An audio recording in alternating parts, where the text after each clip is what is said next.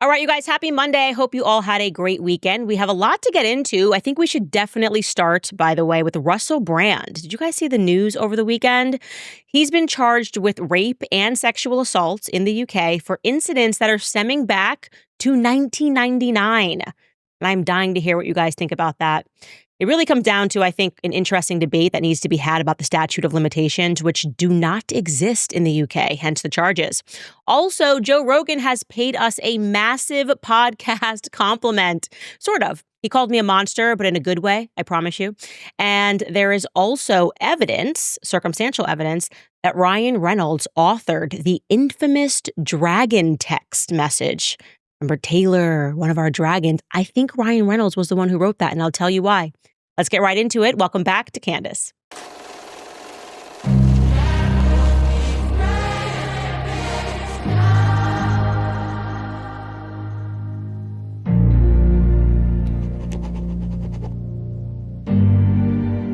All right, so where should we begin? Let me take you guys back on a trip to 1999, okay? Let's just all get into the time machine. I was 10 years old. The number one song in the United States was TLC's No Scrub. Take a listen. No, I don't want no scrub. A scrub is a guy that can't get no love from me. Yep, I know that is now going to be stuck in your head for the rest of the day. I'm sorry. I'm not sorry, actually. This was a great time, great song. Also, Britney Spears. Let's not forget, she was just beginning to top the charts. She came out with her first song, her debut song, Baby One More Time. Remember this? Hit me, baby, one more time. Man, that actually makes me sad. She looks so young, so innocent. So much has changed. Gosh, in just 25 years, Britney Spears. You had to be Team Christina or Team Britney. Christina also came out that year with her debut song, Genie in the Bottle. Also, the number one movie, or a movie that had just come out, rather, it wasn't number one just yet, was The Matrix, which I feel like we're maybe living in right now, but remember this. You take the blue pill. The story ends. You wake up in your bed and believe whatever you want to believe. You take the red pill. You stay in Wonderland. And I show you how deep the rabbit hole goes. Sometimes I really wish that I had just taken the blue pill. My life would be so simple if I had just taken the blue pill, but I kind of snorted the red pill. And here we all are. When it comes to technology, the internet was relatively new, definitely a new phenomenon. We were using broadband and high-speed dial-up via cable modems. We all remember the sound. That was maybe not the best sound effect there, but you know what I'm saying, when you were trying to dial up and connect. And that was really just the beginning of the internet becoming widely available to everyone. And let's also not forget in 1999 that we were planning for Y2K, the apocalypse. Everybody was terrified. I was 10 and I remember hearing so much chatter about whether or not the world was going to end. And for a 10-year-old, that's quite frightening. So I was terrified. I just remember being terrified. For whatever reason, we thought we were like Cinderella at the stroke of midnight on New Year's Day. We were all just going to go poof. In terms of politics, Bill Clinton had just been acquitted in his impeachment trials for his affair with Monica Lewinsky. And the very first camera phone, not to be confused with a flip phone or an iPhone, but the very first camera phone was introduced in Japan. And here's what it looked like. It was called a mobile video phone. And in terms of, if you're wondering, what about cell phones? Nope, we weren't there yet. The company Research in Motion, also known as RIM, which would later on become BlackBerry, released a pager that could receive emails in 1999. So that was like, whoa, your pager can receive an email. Another thing that's kind of weird to think about is you were allowed to just get on the airplane. Yeah, 9/11 hadn't happened, so you could just meet your friends at the airport gate, like the old school movies, hold up a sign. This was the land before security checks. Now we're effectively strip searched. It just feels like it really was just a different time. It's hard to imagine a world with beeper pagers. And I have to be honest, if you watch the show, I'm totally nostalgic for that. If I'm being completely honest, it seems like things were much simpler. Now, to be very clear, that was 26 years ago. It really does feel like a lifetime ago. Whoever you are today, you likely don't even recognize or remember who you were then. Your brain, like mine, may not have even been developed. And that was my exact thought when I saw this headline pop up. Russell Brand has been charged with multiple accounts of rape and sexual assault in the United Kingdom, stemming from incidents which took place in 1999. Okay. Starting in 1999, ending in 2003. A couple of things that I'm just going to say right off the bat. I'm always honest and upfront with you guys about any biases I may have. Obviously, I've had the pleasure of getting to know this current iteration of Russell Brand, the Russell Brand that is today 50 years old. He's now a baptized Christian. You guys know he's a part of the story, a crazy part of the Cupid story of how I met my husband. I was doing a podcast with Russell Brand for 3 hours. I was late to meet my husband, late to meet the rest of my life, so to speak. And he was fantastic. I had a great time with him. And I have seen him thereafter, watched him grow spiritually, watched him grow from a communist, really, to the person that he is today that's praying the rosary every day. But we all know that Russell Brand was not always the person that he is today. How do we know? Because Russell Brand wrote all about it. He told us all about it. He had a autobiography that was published back in 2007 entitled My Bookie Wookie. And in the book, he detailed his troubled childhood, his past drug addictions. We learned from Russell that he struggled with bulimia, that he ran away from home when he was 14 years old, and that by the age of 16, he started experimenting with drugs like cannabis, LSD, ecstasy, you name it, amphetamines. We also know from Russell Brand that he struggled with sex addiction. That was a big part of the picture for him. And like I said, all of these descriptions are a very far cry from the Russell Brand that I know today. And despite him having published this book in 2007, admitting to all of his prior faults and addictions, and despite Russell Brand then taking Hollywood by storm. And when I say taking Hollywood by storm, I mean not just in the movies that we grew to love, Forgetting Sarah Marshall, you name it. He also married Katy Perry, a pop star. He has been in the public eye, the point I am making here, for decades, in movies, as a television anchor. And yet no allegations regarding his past behavior had ever surfaced, not until September of 2023. And here's what happened, in case you don't remember. In September of 2023, Channel 4 of the UK and the Sunday Times in the UK dropped a devastating investigative piece with claims from 4 different women, and they were alleging that they had been sexually assaulted or raped by Russell Brand between 2006 and 2013. I just want to be very clear here because that might be confusing to you. The current case that just happened in the UK, that is not featuring these women that spoke with Channel 4 and the Sunday Times back in 2023, but it is the reason that this current case exists. It was because of this piece, this investigative piece, that other women were allegedly inspired to reach out to the London Metro Police with their own claims, their own memories, stemming from incidents that occurred between 1999 and 2004. And the London Metropolitan Police announced that they are now acting on those claims, moving to charge Russell Brand with 1 count of rape, oral rape, and indecent assault, and 2 other counts of sexual assault. What are your thoughts? I actually genuinely need to hear your thoughts on that in the comments. What are you thinking when you hear something like that? And I know that they're going to be all over the spectrum. Let's at first listen to what Russell Brand had to say for himself when the news broke. Here he is.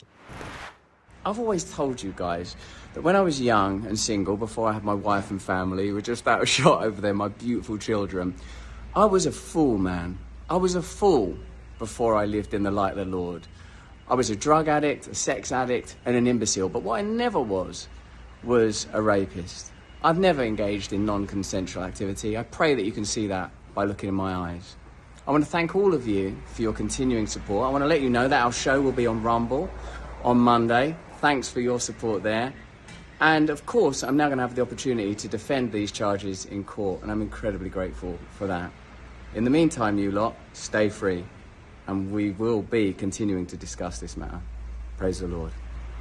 So he seems calm and he seems collected, and I think he's asking some very meaningful questions that we have been asking a lot on this show as well. Like, have we just begun weaponizing the government? It is kind of incredible when you weigh it against the cases that aren't pursued. When you think about Jeffrey Epstein, we think about the fact that we still can't get the client list, that we have politicians who are roaming free.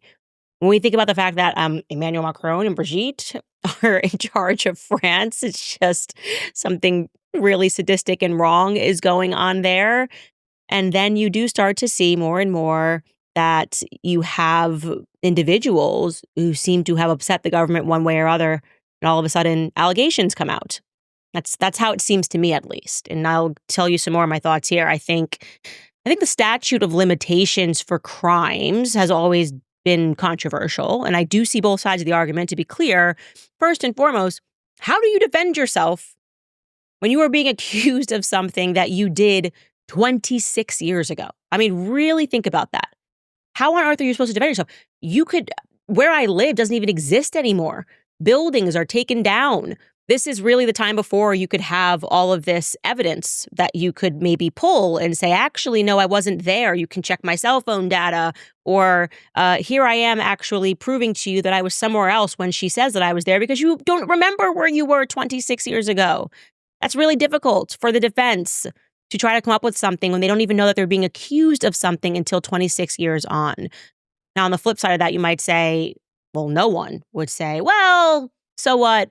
We know it happened, but he got away with it. Who cares? No one cares that you were raped or sexually assaulted because it's been more than 2 years. It's weird, right? It's like a push and a pull here where you just don't know which side is more rational. But I do think it is reasonable to expect someone to, at the very least, report a crime before 25 years. I think that's a reasonable expectation to say, at least report the crime before 25 years. Because and by the way, this may be the circumstance, if someone does report it and the police fail to act on it, or if maybe technology advances, you see a lot of these in criminal scenarios where they'll be like, well, we didn't have the technology, now we have a DNA technology and we can arrest this guy 20 years later, and that feels good and you applaud. But if the crime wasn't even reported, I don't know. I really don't know. And I also want to say that I think about how unfathomable it must be for Russell Brand's wife. Couldn't even imagine, right? I'm about to give birth to my 4th child, and I can't imagine that 20 years from now, George and I get a phone call from the police in London, and they're like, you know what? We've got George in for a crime that he committed 26 years ago. I mean, that would just completely rip a hole through your life, that you have to fight this. And knowing that your children, what are your children going to think about this? Where's the children going to think about their father? You've got to just go to court and do your best to try to prove your innocence if you are in fact innocent. Right now, I want to be clear, we do not know the details of these specific cases in the UK. We should find them out in a little bit of time. The women very well, like I said, may have reported it back in 1999. The current articles that I'm reading doesn't make it seem like it. It seems more like they got inspired by something that was in the press, and then they decided to come forward. But they may have, let's keep it open. They may have concrete evidence. They may have been keeping concrete evidence throughout this entire time. Maybe they had a beeper email or a regular email between themselves and Russell. Who knows? We can't really judge a situation until we have more information. But I do think it's worth us just discussing as a society why it seems to be the picture that when people are drug addicts and they are, dealing with mental psychoses and things of that nature, Hollywood loves them. They love them. They celebrate them. They celebrate them stumbling out of the club, drunk, making it seem like it's all cool. And then it routinely feels like when those individuals start to clean up their lives, Hollywood comes knocking. Suddenly people are going, oh, that person that they seem like they've gone straight line. Let me tell you about who this person really is. Let me tell you about who this person was when they were an addict. I find that to be something that doesn't feel authentic. And again, zero judgment yet. We don't know the details of this case. We are obviously going to be watching this case, but I wanted to let you know that it's happening. And Russell Brand, I consider him to be a friend of mine. And so I will be covering this case extensively when we know more.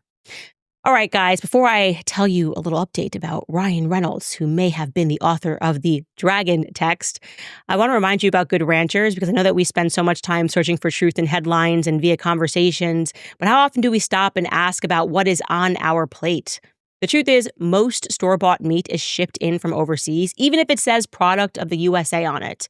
That's why I made the switch to GoodRanchers.com, because when you choose Good Ranchers, you know exactly what you're getting. No hidden additives, no antibiotics, no hormones, no seed oils, no misleading country of origin, just one ingredient, meat. And it's born, raised, and harvested right here in the USA. And the best part is that the meat is incredible. My family loves their seed oil-free chicken nuggets and their chicken thighs. We eat Good Ranchers almost every night. And as part of their Spring into Action special right now, when you subscribe to any Good Ranchers box at goodranchers.com, you'll get free bacon, ground beef, chicken nuggets, or salmon in every box for a year, plus $40 off if you use my code Candace. Subscribe to Good Ranchers for food that you can trust, because when it comes to what's on your plate, you deserve transparency. So visit goodranchers.com, promo code Candace. Also reminding you guys, it is tax season.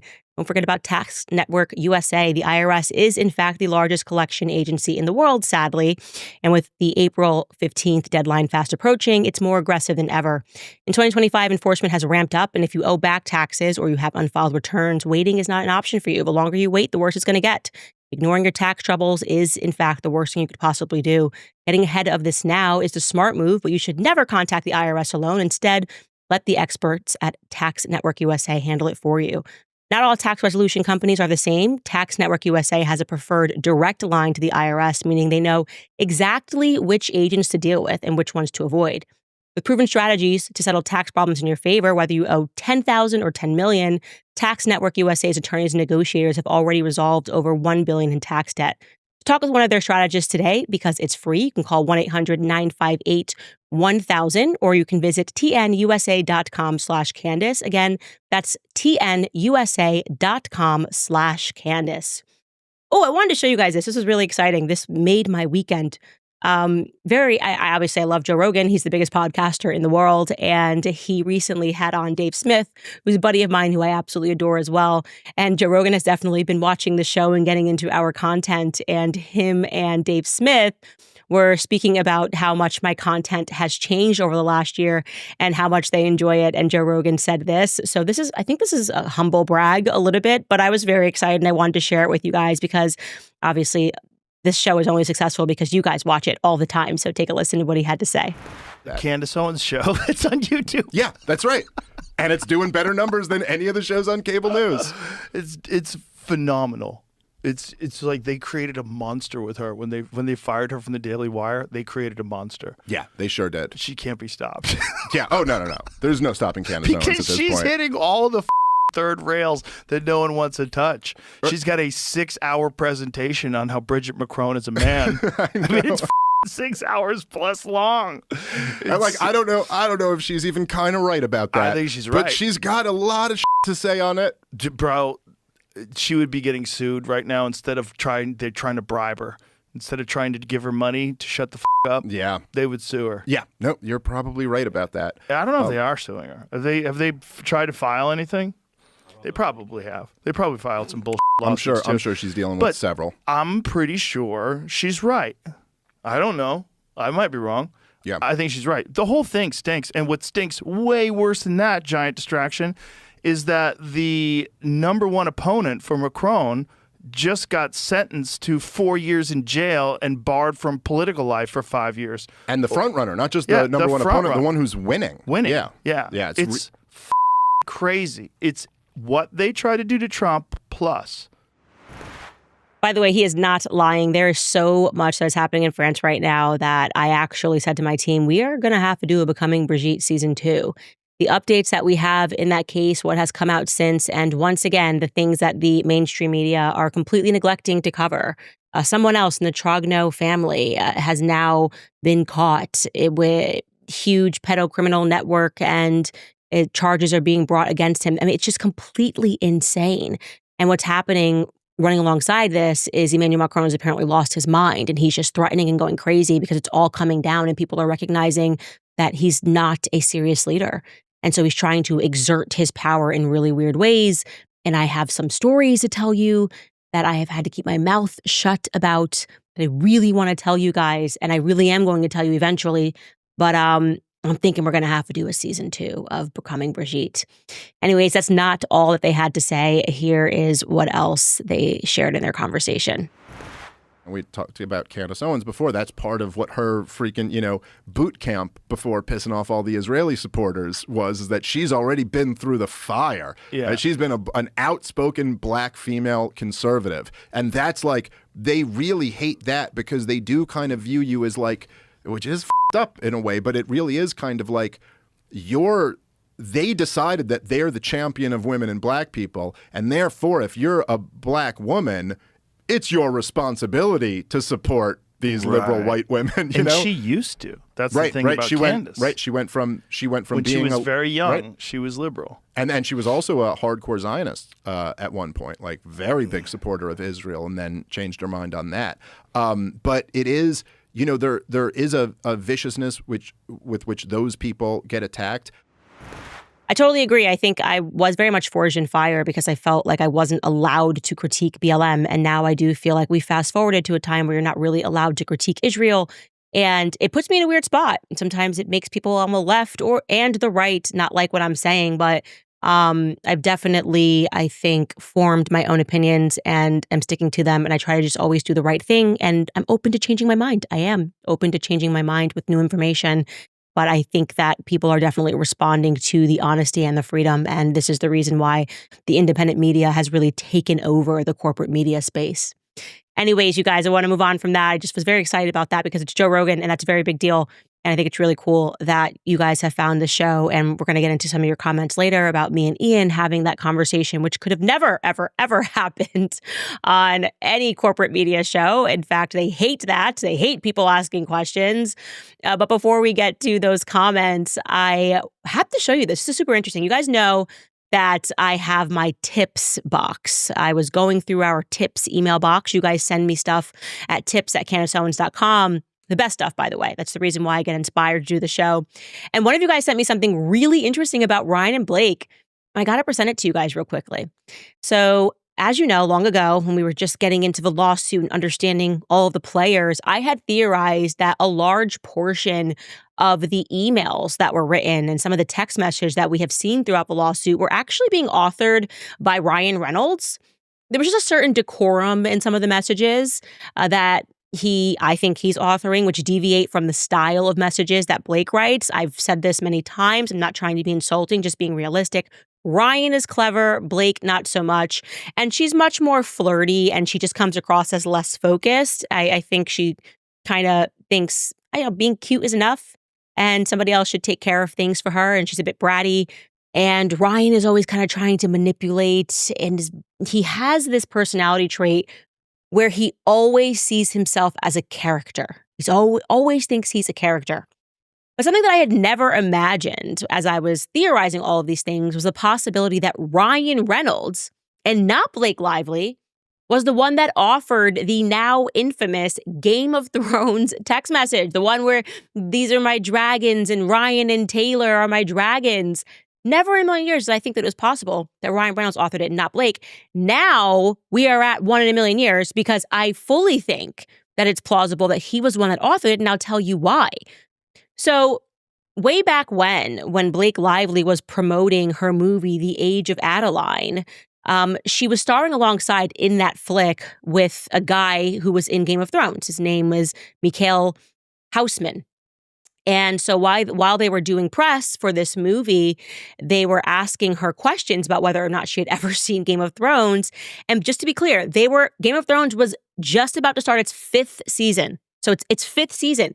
And Blake Lively admitted that she had never seen it. She basically told them, quote, "My husband, I'm outing him and I shouldn't, but he became obsessed with Game of Thrones." She joked, "He did everything that he could to pirate episodes that hadn't even been shot yet." So that was a little tough point in our marriage. Now we're through it because there's a new season coming out. And then right after she chatted with that E! News reporter, season 5 premiered. So she had never seen it. And then I had my producers go through her Twitter feed because, her and Ryan had back forth cute tweets to each other for a very long time. People were following. They were both very active on Twitter, as it was called then. And there's no mention of Game of Thrones. And typically, if you were someone that got into it, I got into it. Everybody had something to say about the season finale. Everybody had something to say about, Cersei Lannister, this or that. Nothing from Blake Lively. Nowhere else does she mention Game of Thrones or being a fan of Game of Thrones. So we know that for the first 5 seasons, she didn't watch it, but her husband got obsessed.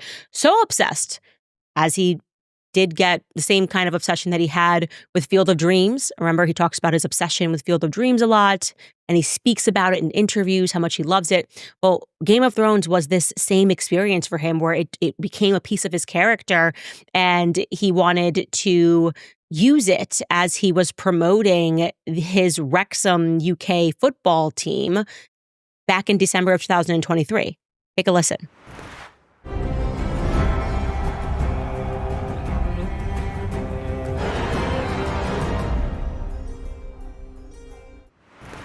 I mean, this is so Ryan Reynolds. He has this quality. I'm thinking back, I'm like, obviously it was Ryan. He gets obsessed. Like, he just gets totally obsessed, and he likes to envision himself as these characters. Like we said, Deadpool, he's not playing Deadpool, he is Deadpool. And for her to admit that he became obsessed with this, we know he's controlling and obsessive, and he likes to fancy himself as this big character. Like, he's constantly trying to escape who he actually is via these characters. And I'm sure there is some psychological assessment or diagnosis here that we're missing that somebody can tell us, but because I've seen another person who's like this as well, where like they watch a movie and they think that's me. This is actually who I am. And they want to embody those individuals. And so now you look back at this message and you remember something else. The first time that Ryan Reynolds ever messaged Justin Baldoni, he was the one that name dropped Taylor Swift, not Blake Lively. The very first message that he ever authored, Justin Baldoni, he said this. Now they blanked out her name, but Taylor would say the same. Some of the greatest creative decisions that I've made are in fact Blake. The same goes for Taylor. The acting is a small piece of a pretty astounding patchwork quilt of creativity. He's describing himself and Taylor Swift and saying that Blake has helped them make some of their greatest decisions. And that's actually what they reintroduce. That's the same concept that's reintroduced in the now infamous Game of Thrones tweet that Blake writes back to Justin Baldoni when he's like, hey, look, like, you know, you didn't have to get Taylor Swift and your husband to gang up on me. I liked your feedback on some of these edits, and we could have worked together without, you know, A-list bullying, essentially. That's what he was saying. And what does he say? Well, he says, I'm saying he now because I think it's Ryan, both Taylor and Ryan have established themselves as absolute titans, as writers and storytellers outside of their primary gig, just singing or just acting or Taylor just directing, or maybe it says Ryan just directing. I'm not sure who's blacked out there. I'm so lucky to have them as creative barometers. That's effectively the exact same sentence. That's almost the exact same sentence rewritten that he first wrote to Justin Baldoni. Three of us work together, the creative barometers. That's not Blake Lively speaking. Do you really think Blake Lively would talk about creative barometers? That she would call them absolute titans? I just don't feel like this is her vocabulary now that I'm revisiting these messages. And then, of course, that message ends with her saying, if you ever get around to watching Game of Thrones, you'll appreciate that I'm Khaleesi, and like her, I happen to have a few dragons. And of course, Ryan probably fancies himself as Khaleesi. I think that's probably the character that he felt the closest to. I really do. I think that deep inside, he wants to be a queen. I think he is a queen. I think Ryan is Queen Khaleesi, and that he authored this message because I don't think Blake Lively has this extensive of a vocabulary on the basis of everything that I've ever seen of her. So I'm putting that theory out there.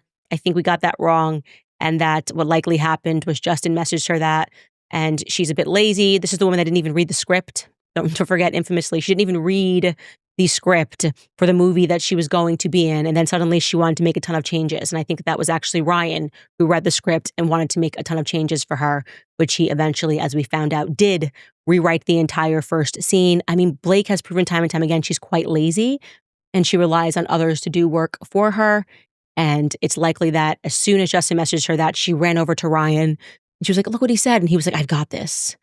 Creative barometer. Me, Tay. Khaleesi dragons. I am Khaleesi. Don't mess with me or you will get burned. Interesting theory. Anyways, wanted to share it. Want to remind you guys also about Pure Talk. Do not get suckered into the same old free phone game by Big Wireless. These deals come with a lot of fine print, like requiring you to sign up for 4 lines, activation fees, plus more. At the end of the day, you've paid for that free phone that they tell you you're going to get about 3 times over. There's a better way. Pure Talk, my sponsor and my wireless company, has a much better offer. With a qualifying plan of just $35 a month, you can get the brand new Samsung Galaxy A26 for free. The phone is virtually indestructible, Gorilla Glass, and it captures beautiful wide-angle photos with the next-generation camera lenses. All you need to do is switch to Pure Talk. For just $35 a month, you'll get unlimited talk, text, and 15 gigs of data with mobile hotspot, all on America's most dependable 5G network. So go to puretalk.com/Owens to make the switch. Again, that's puretalk.com/Owens to claim your free Samsung Galaxy with qualifying plan when you switch to Pure Talk. It's wireless by Americans for Americans. Also, reminding you about American financing because interest rates have finally dropped. It's time to take advantage of that. A lot of Americans are struggling to keep up with everyday bills. Eggs, coffee, you're reaching for the credit cards to pay for these things. Well, if you're a homeowner, interest rates have fallen into the fives now. That's nearly a quarter of the average credit card rate. American financing is helping homeowners like you save an average of $800 a month by tapping into your home's equity and wiping out high interest debt. And the best part is that there are no upfront fees to get started. Credit card rates are insane. So if you're carrying a balance every month, you're stuck in this endless cycle. The best way to break free today is by calling American Financing and seeing how much you could be saving. If you start now, you may even be able to delay the next 2 mortgage payments. So call 800-795-1210. Again, that's 800-795-1210. Or you can visit americanfinancing.net/Owens. That's americanfinancing.net/Owens. All right, you guys, let's get into some of your comments. You guys loved me and Ian Carroll teaming up. In fact, one of you guys, which was the most liked comment that we saw, Megan wrote, "Love this duo. I vote Ian to take over Candace's show while she's on maternity leave. To have them both on a show would be amazing." I loved this idea. Instantly reached out to Ian. I said, "Ian, I would love to have you sit in for me for some time so that they have content and you'd be the perfect person. The only thing I'm not going to allow him to do is to cuss because I don't cuss on my show and he cusses sometimes. So it's going to be the only rule that I put on there. But it'd be great because I can pop in and he and I have really the same interests in going down these rabbit holes and presenting information and learning from you guys. I think it is a great duo. I agree with you. Ian is interested. So I wanted you guys to know I'm always responding to your feedback and we are going to do our best to make it happen. Definitely should be able to make it happen for at least a couple of weeks while I'm on maternity leave. So well done, Megan, and all of you guys that liked that comment and got it to the top. Crossfires 311 wrote, "I pray that RFK Jr. watches this and his spirit is moved to stand up for his true convictions regardless of what the consequences will be." To be clear, that comment is in regards to me saying that with everything that we know surrounding the circumstances of his father's death and his uncle's death, I would never be able to kowtow to someone like Rabbi Shmuley. It wouldn't happen for me. I would rather die on my feet. And I do think that he needed to hear that. It's never too late to stand up for what's right. And I don't think that he is doing that because I think there is an underlying fear there and a lot of control. Gabriel writes, quote, "Speech is violence. Actual violence is not violence." That seems like a quote straight from 1984. Yes, and that has been my experience. And I know when I was speaking to you guys about everything with Kanye, it was just so weird to see people that were like, his tweet is the violence, everyone must respond. And then like when we started responding to actual violence, when someone really went DEFCON 3 over in Palestine, they were like, how dare you have a feeling about this? You are crazy and wrong. And we really are at that point now where they're trying to make us think that speech is violence and actual violence is not violence somehow. Not working with people like me. Tasha Shimi writes, "Candace Owens, Glenn Greenwald, Tucker Carlson, Ian Carroll, Dave Smith. These people are now my new heroes." They're my heroes too. Glenn Greenwald, Tucker Carlson, Ian Carroll, Dave Smith. I really have enjoyed so much of their content. I've learned so much from those individuals. Glenn Greenwald is just such a professional in everything that he does. And he is just a top tier reporter. Tucker Carlson is just one of the most relatable people ever, who is perpetually interested. Ian Carroll, up and coming, obviously, and we are seeing how much he has to offer. And I have no doubt that he will be probably bigger than all of us in about a year. And Dave Smith, I think, is really just one of the most brave people out there, because just as Joe Rogan said, when you have to stand up to your own quote unquote tribe, well, for me, it was BLM. For him, it's him saying anything critical of Bibi Netanyahu. You get just such vitriolic nonsense from so many people who call you like a self-hating Black person or a self-hating Jew. At the end of the day, what we're saying is we're stepping aside from identity politics and we're just going to speak out plainly on issues that we believe to be moral or immoral, and that's it. Forget the color of my skin or my ethnicity. Nikki writes, what Ian said about how the times when you're alone, you're with God, and what they want to do is fill that space with filth to lead you away from him was eye-opening and powerful. Yes, so many of you guys really appreciated our ability to talk and tackle the pornography issue. It's something that I've been very passionate about speaking about. Actually, if you go to our website, CandaceOwens.com, I had a conversation with E. Michael Jones, who is on the ADL's list. Another person who is literally Hitler. Fantastic conversation about pornography, the origins of pornography. And it's true. It is a weapon of mass destruction. And we are being told in school that it's not, which is really crazy, that it's healthy to watch a little bit of porn. I just actively remember learning that in middle school. I grew up in Connecticut, so I know some people said that wasn't the way when I was in school. I'm a millennial. I don't know if things changed. Obviously, every decade, what they're teaching transforms, but in the classroom. But without question, we learned that watching some porn could be educational and could be healthy, which is insane for me to reflect upon now because I could not disagree with that more. D. Vonder writes, I don't think people understand how powerful this is to be able to talk freely. It's our only safeguard to be free, and we need to protect it at all cost. Yes, I certainly do understand it. It's why we even created CandaceOwens.com. It's why Tucker Carlson created TuckerCarlson.com. It's because if they do come down on our speech, as they did last year on YouTube or wherever it is, we have to then all go, we're going to migrate. We're going to go to a different platform, and we will still listen to these ideas, because the only people that seek to shut down speech, in my viewpoint, are liars. Are liars who are trying to curate the truth. And if you're curating the truth, it's because it's not the truth at all. Senga Richardson writes, I'd never listened to Ian Carroll before, and as soon as I finished listening to this, I'm going to search his sites and follow. So grateful for you, Candace. Please know that people all over the globe watch Candace Owens, even me from South Africa. I have so many people from South Africa that watch this show, so many people from the continent of Africa in general. And I was saying to George, we have to get a trip out there. We've got to do like a little mini tour in Africa. I think it would be so much fun. And obviously he loves Africa because he spent a lot of time on that continent. My husband hunts. So in South Africa in particular, I feel like half of our groomsmen were from South Africa for our wedding. And so it's a wonderful place. I've only been there once, but it was truly so beautiful. So I'd love to make it back. Lastly, Sapangai writes, on another note, an interview with Justin Baldoni would crack the internet. It must happen. We're going to speak it into existence. When this whole trial is over, me and my cousin are going to sit across. I'm going to give him like a little noogies and 90s noogies, just be like, oh, you're so crazy. Pop some kombucha, talk about things, learn about him. He's going to learn about me. We're going to disagree on everything in the most loving way possible. Because we are just so different. But cousins are cousins, Blood is thicker than water. Blood is thicker than kombucha, is what I would say. Reminding you guys, if you want to buy merch, head to CandaceOwens.com. I can't believe, guys, we don't have that many episodes left until maternity leave. We're taking this up until the 28th of April. So I'm sad to say, you guys, but the countdown is beginning. But you can find tons of other content on CandaceOwens.com. You can watch our vaccine series. We will continue the book club no matter what. So if you are a member of the book club or thinking about signing up, now would be a great time to do it. We are wrapping up Chaos and now getting into Hollywood Babylon. So you won't miss me for too long. You'll blink and I'll be back. And we will figure out how to get you some content with Ian Carroll in the meantime. All right, guys, we'll see you tomorrow.